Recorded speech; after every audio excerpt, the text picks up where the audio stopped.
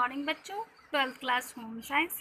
आज बच्चों हम आपको पढ़ाएंगे संक्रामक रोगों के लक्षण, यानी कि क्या क्या लक्षण संक्रामक रोगों के होते हैं और उनके लक्षण किस प्रकार हमको दिखाई देते हैं और वो कहाँ कहाँ पे इनके लक्षण हमको मिलते हैं, तो उनके बारे में हम आज लक्षण जो है डिस्कस करेंगे। तो फर्स्ट है, प्रत्येक रोग का एक विशेष गुण होता है। क्या होता है?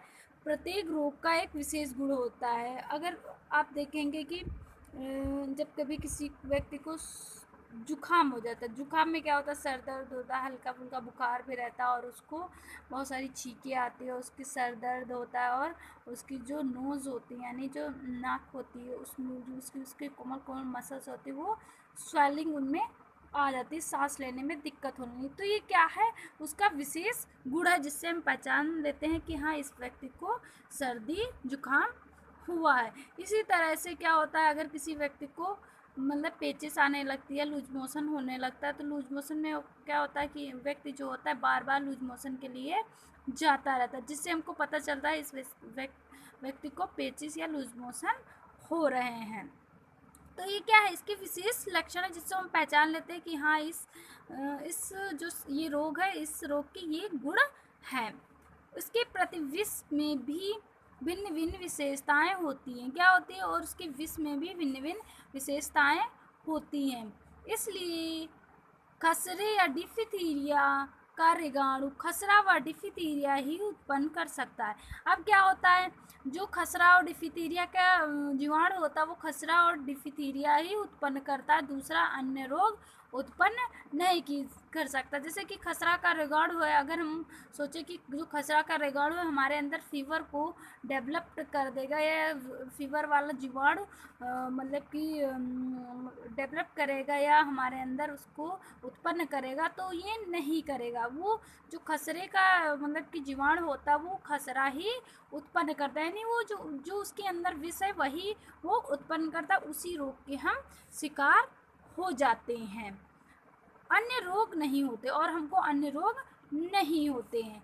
दूसरा पॉइंट है, प्रत्येक संक्रामक रोग को एक निश्चित प्रक्रिया से गुजरना पड़ता है। जो क्या होता है, जो प्रत्येक निश्चित संक्रामक रोग होते हैं वो क्या होता है, एक निश्चित यानी जो एक सुनिश्चित उनकी एक प्रक्रिया निश्चित होती है कि इस प्रक्रिया से हमको गुजरना है। कभी होता है कि चेचक किसी को हो जाता है, जब चिकन फॉक्स हो जाता है तो क्या होता है, आपको पता है अगर किसी को दूसरे को चिकन फॉक्स हुआ तो आपको पता रहता है कि इसकी पहले तो क्या होंगे, छोटे छोटे छाले पड़ेंगे, उसके बाद कुछ दिन के बाद वो छाले क्या होते हैं, उसको तेज़ बुखार होगा और उसको मतलब कि बहुत सारे बुखार भी रहता है और काफ़ी दिक्कतें होती है और वो छाले क्या होता है 21 दिन की अवधि में ठीक होते हैं। तो धीरे धीरे क्या होता है, वो धीरे धीरे वो सूखने लगते हैं और उनकी जो प्रक्रिया धीरे धीरे पूरी हो जाती है। यानी वो एक उनका सीक्वेंस होता है रोगाणुओं का या संक्रामक रोगों का, जो उनको एक सीक्वेंस से गुजरना पड़ता है। जैसे कि आपको पहले बताया जा चुका है, इस क्रिया की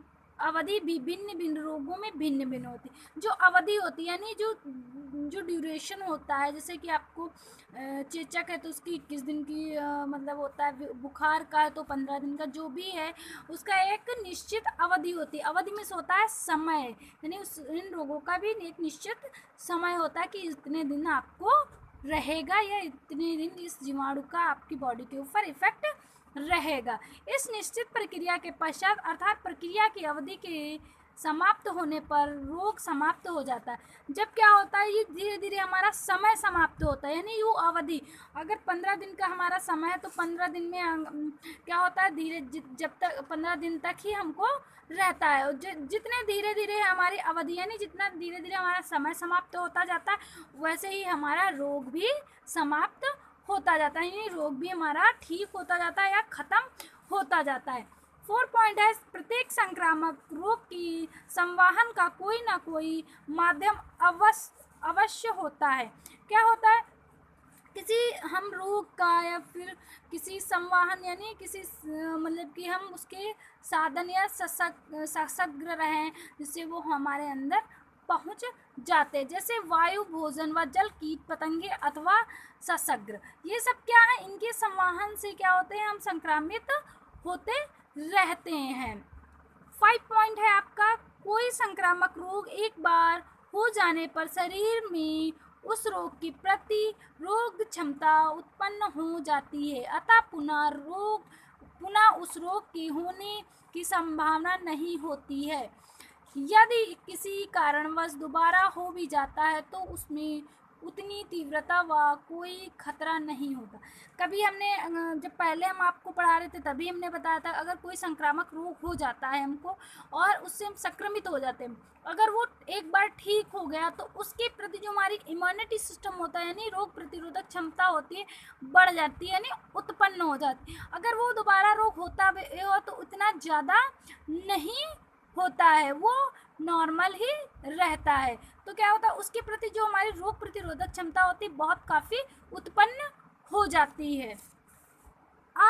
छठा पॉइंट है आपका अस्वच्छ, अंधेरा व सीलन तथा सशग्र आदि से दूर रहने पर संक्रामक रोगों की संभावना कम होती।